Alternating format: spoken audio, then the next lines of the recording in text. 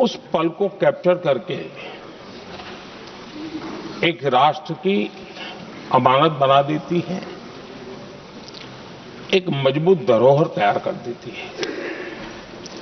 मैं समझता हूं कि भारत के संसदीय लोकतंत्र के इतिहास में ये वैसे ही पल है। आवश्यकता तो ये थी कि 25-30 साल पहले जब से विचार सामने आया, आवश्यकता महसूस हुई, हम इसको लागू कर देते और हम आज उसको काफी परिपक्वता तक पहुंचा देते हैं और आवश्यकता के अनुसार उसमें समय समय पर सुधार भी होते हैं और यही तो लोकतंत्र की ब्यूटी होती है। हमारी मदर ऑफ डेमोक्रेसी है, हमारी हजारों साल की लोकतंत्र की एक विकास यात्रा रही है और उस विकास यात्रा में एक नया आयाम जोड़ने का एक शुभ अवसर सदन के हम सभी साथियों को मिला है। और मैंने प्रारंभ में कहा है कि हम सब भाग्यवान हैं कि हमें ऐसे महत्वपूर्ण और देश की आधी आबादी को इस राष्ट्र निर्माण की नीति निर्धारण प्रक्रिया में हिस्सेदार बनाने का सौभाग्य मिल रहा है।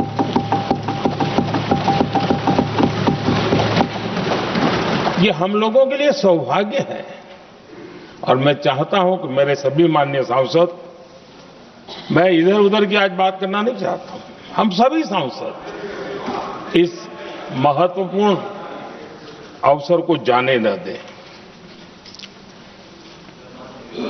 हम भारतीय सब मिल करके देश को नई दिशा देने जा रहे हैं। हमारी शासन व्यवस्था को संवेदनशीलता से भरने का एक सार्थक प्रयास करने के लिए जा रहे हैं और मुझे विश्वास है कि इस मंथन से जो अमृत निकलेगा वो देश की राजनीति की भी उसके रूप स्वरूप को तो तय करने ही करने वाला है, लेकिन ये देश की दिशा और दशा भी तय करने वाला है। इतने महत्वपूर्ण मोड़ पर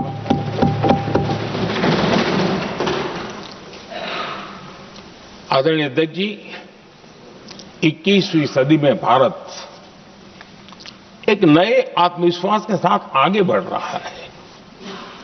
विश्व में भी आज भारत की स्वीकृति हम सब महसूस कर रहे हैं और ये हम सबके लिए गौरव का पल है।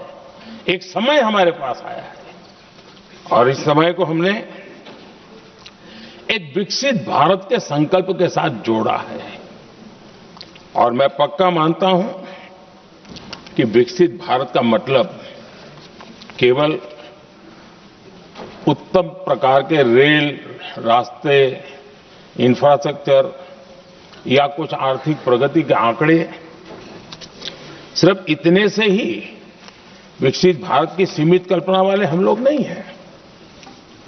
हम चाहते हैं कि विकसित भारत जिसके नीति निर्धारण में साच अर्थ में सबका साथ सबका विकास का मंत्र समाहित हो, देश की 50% जनसंख्या नीति निर्धारण का हिस्सा बने, ये समय की मांग है।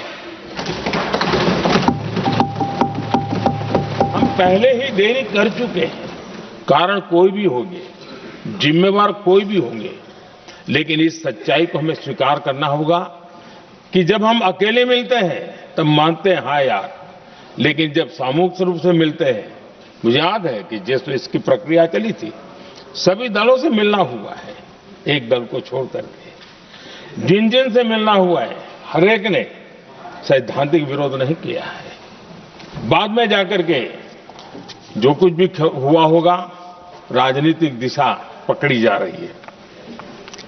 लेकिन जो राजनीतिक दिशा में ही सोचते हैं, मैं उनको भी एडवाइज करना चाहूंगा, एक मित्र के रूप में एडवाइज करता हूं, और सबको काम आएगी। हमारे देश में जब से विमेन रिजर्वेशन को लेकर के चर्चा हुई है, और उसके बाद जब जब चुनाव आया है, तो हर चुनाव में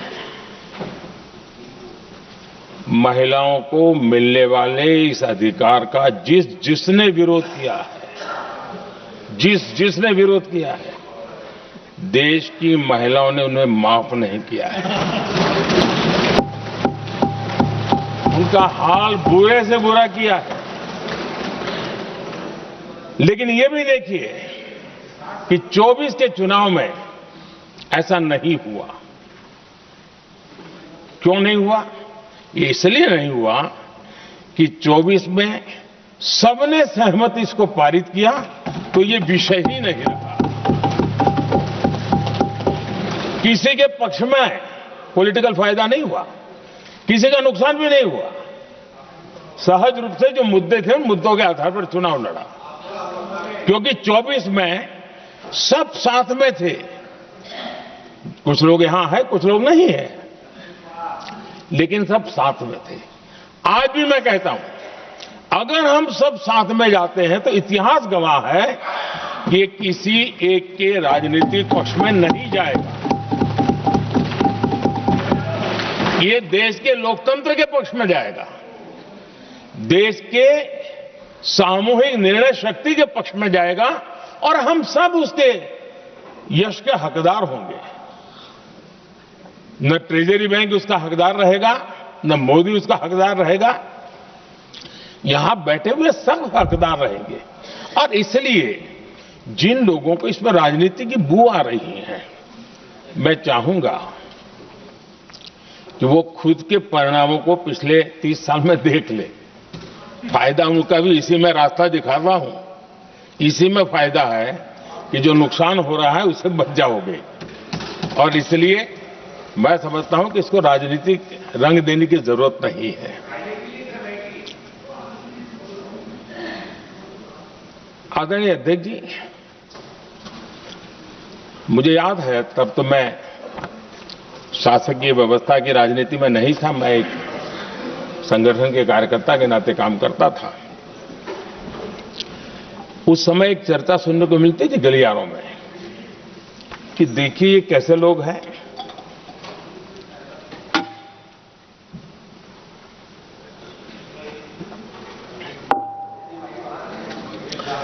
पंचायतों में आरक्षण देना है तो बहुत आराम से दे देते हैं, लेकिन आप कह रहे तो कह रहे हैं,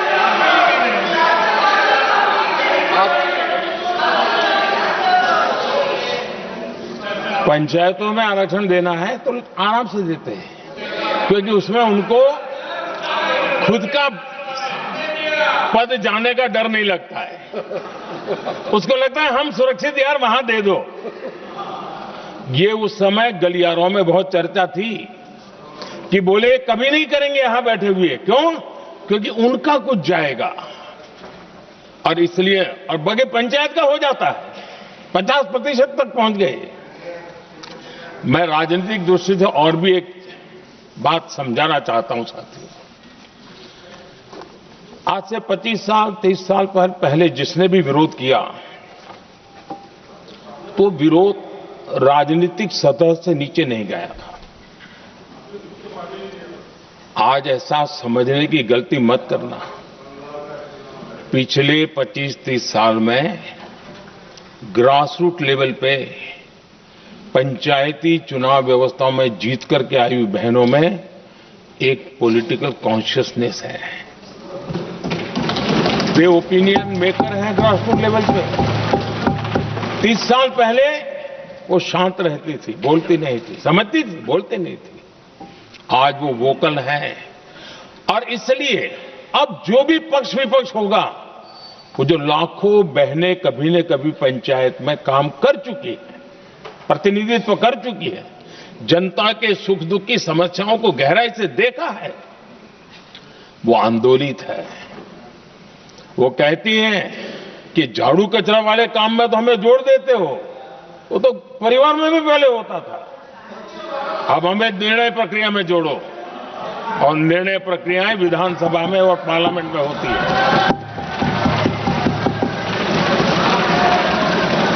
और इसलिए मैं राजनीतिक जीवन में जो लोग प्रगति चाहते, मैं किसी भी सांसद की बात करता हूं, किसी भी एमएलए की बात करता हूं, ये दल वो दल की बात मैं नहीं कर रहा हूं। जो भी राजनीतिक जीवन में सफलतापूर्वक आगे बढ़ना चाहते हैं, उनको ये मान के चलना पड़ेगा कि पिछले 25-30 साल में लाखों बहनें ग्रास रूट लेवल पर लीडर बन चुकी हैं। अब उनके अंदर सिर्फ यहां 33% का नहीं, वहां भी वो आपके फैसलों को प्रभावित करने वाली है। और इसलिए जो आज विरोध करेंगे, उसको लंबे समय तक कीमत चुकानी पड़ेगी, लंबे समय तक कीमत चुकानी पड़ेगी। और इसलिए राजनीतिक समझदारी भी इसी में है कि हम ग्रासरूट लेवल पर महिलाओं की जो पॉलिटिकल लीडरशिप खड़ी हुई है, उसको आपने अब कंसीडर करना पड़ेगा।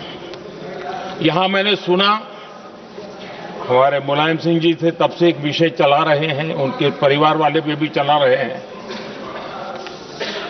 आप देश की बहनों पर भरोसा करो ना, उनकी समझदारी पर भरोसा करो। एक बार 33% बहनों को यहां आने दो, आकर के उनको निर्णय करने दो, किसको देना है, किसको नहीं देना है, इस वर्ग को देना, उस वर्ग को देना, करेंगे वो निर्णय। हम उनके सामर्थ्य पर आशंका क्यों करते भाई? एक बार आने तो दो, उनको आने तो दो। जब आएंगे तो 34 में, और दूसरा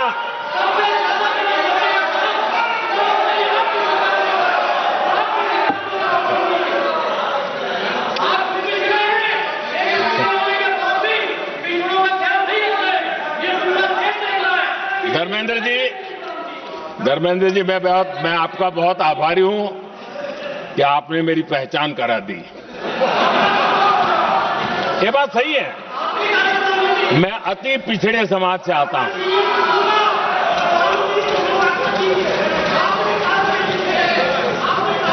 धर्मेंद्र जी, मैं आपका बहुत आभारी हूं, और अखिलेश जी मेरे मित्र हैं तो कभी कभी मदद कर देते हैं।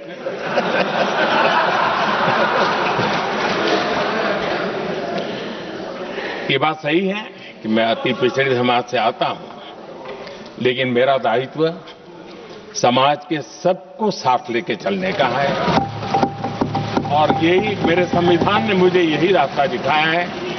मेरे लिए संविधान ही सर्वोपरि है, और इसलिए, और ये संविधान की ताकत है कि मेरे जैसा अत्यंत छोटे समाज का, अति पिछड़े समाज के व्यक्ति को इतना बड़ा दायित्व देश ने दिया।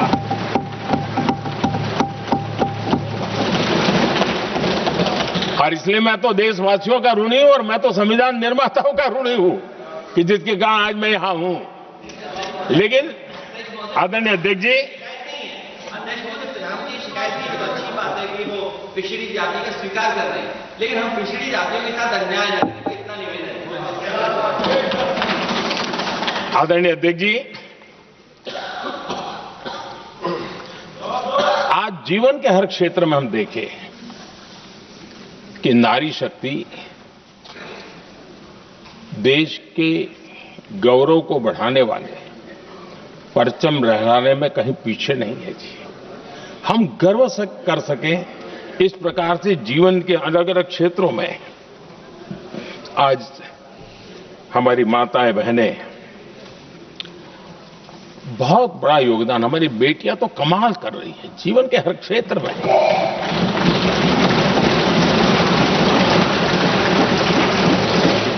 इतना बड़ा सामर्थ्य, उसको हम हिस्सेदारी से रोकने के लिए क्यों इतनी ताकत खपा रहे हैं जी? उनके जुड़ने से सामर्थ्य बढ़ने वाला है। और इसलिए मैं आज अपील करने आया हूं आपके पास कि इसको राजनीति के तराजू से मत तोलिए। ये राष्ट्रहित का निर्णय है।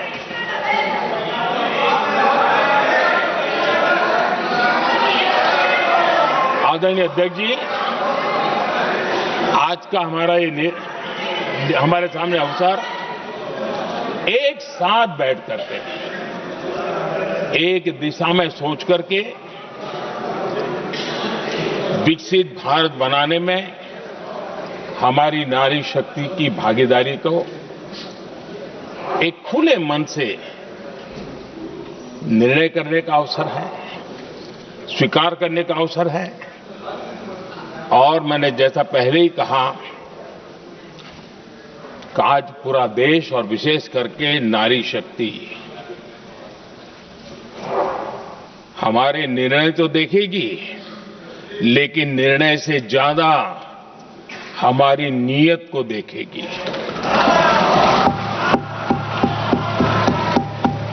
और इसलिए हमारी नीयत की खोट देश की नारी शक्ति कभी माफ नहीं करेगी।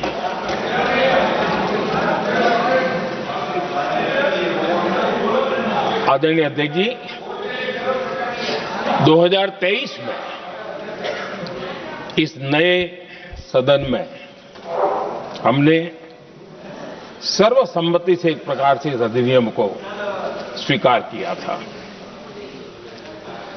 पूरे देश में खुशी का वातावरण बना, उस पर कोई राजनीतिक रंग नहीं लगे और इसलिए वो कभी राजनीतिक इश्यू भी नहीं बना।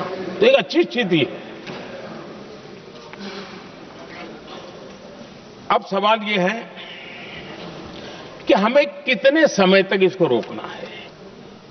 अब यहां जो लोग जनसंख्या वगैरह के विषय उठाते हैं, क्या आपको मालूम नहीं है? मैं चाहूंगा कि अमित भाई अपने भाषण में इन सारी चीजों का उल्लेख करेंगे, जब कि हमने जनगणना के संबंध में कब कब क्या क्या किया था, बाद में कोविड आया, उसके कारण क्या मुसीबत आई, कैसे रुकावटें आई, ये सारी बातें हम सबके सामने हैं, इसमें कोई विषय नहीं है। लेकिन पिछले दिनों जब हम 23 में चर्चा कर रहे थे, तब भी व्यापक रूप से बात ये थी कि इसको जल्दी करो। हर कोई कह रहा था जल्दी करो। अब 24 में संभव नहीं था क्योंकि इतने कम समय में करना मुश्किल था। अब 29 में हमारे पास अवसर है। अगर हम 29 में भी नहीं करते तो ये स्थिति क्या बनेगी हम कल्पना कर सकते। फिर हम देश की माताओं बहनों को ये विश्वास नहीं बना पाएंगे कि हम सचमुच में प्रयास सच्चे अर्थे कर सकते थे। और इसलिए समय की मांग है कि अब हम ज्यादा विलंब न करें। इस दरमियान राजनीतिक दल के लोगों से, संविधान के जानकार लोगों से, जो महिलाओं में एक्टिविस्ट के नाते काम करने वाले ऐसे लोगों से भी कई चर्चाएं हुई। कुछ लोगों ने खुद होकर के भी सुझाव दिए। सारा मंथन करते करते करते, और यहां भी सभी दलों से लगातार बातें इनकी होती रही है। स्ट्रक्चर वे में हुई है, इनफॉर्मल भी हुई है, और उसमें से आखिर बना हुई एक कुछ रास्ता निकालना होगा ताकि हम हमारी माताओं बहनों की शक्ति को जोड़ सकते हैं। आदरणीय अध्यक्ष जी, मैं एक बात जरूर कहना चाहूंगा। यहां बैठकर के हमें किसी को संविधान ने देश को टुकड़ों में सोचने का अधिकार ही नहीं दिया है। जो शपथ लेके हम बैठे हैं ना, हम सबको एक राष्ट्र के रूप में विचार करना हमारा दायित्व बनता है। चाहे कश्मीर हो या कन्याकुमारी, हम टुकड़ों में न सोच सकते हैं न टुकड़ों में हम निर्णय कर सकते हैं। और इसलिए निराधार रूप में, जिसमें कोई सच्चाई नहीं, रत्ती भर सच्चाई नहीं है, सिर्फ राजनीतिक लाभ लेने के लिए जो बवंडर खड़ा किया जा रहा है, मैं आज बड़ी जिम्मेवारी के साथ इस सदन में, इस पवित्र जगह से कहना चाहता हूं, चाहे दक्षिण हो, उत्तर हो, पूर्व हो, पश्चिम हो, छोटे राज्य हो, बड़े राज्य हो, मैं आज एक जिम्मेवारी से कहना चाहता हूं कि निर्णय प्रक्रिया किसी के साथ भी भेदभाव नहीं करेगी। ये निर्णय प्रक्रिया किसी के साथ अन्याय नहीं करेगी।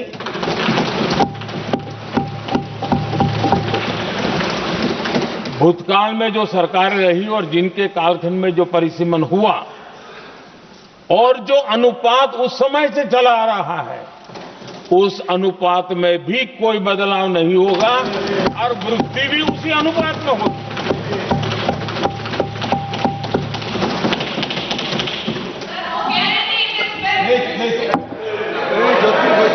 अगर गारंटी शब्द चाहिए तो मैं गारंटी शब्द उपयोग करता हूं। वादा की बात करते हो तो मैं वादा शब्द उपयोग करता हूं। अगर तमिल में कोई अच्छा शब्द हो तो वो भी मैं बोलने के लिए तैयार हूं। क्योंकि जब नीयत साफ है तो फिर शब्दों का खेल करने की हमें जरूरत नहीं है जी।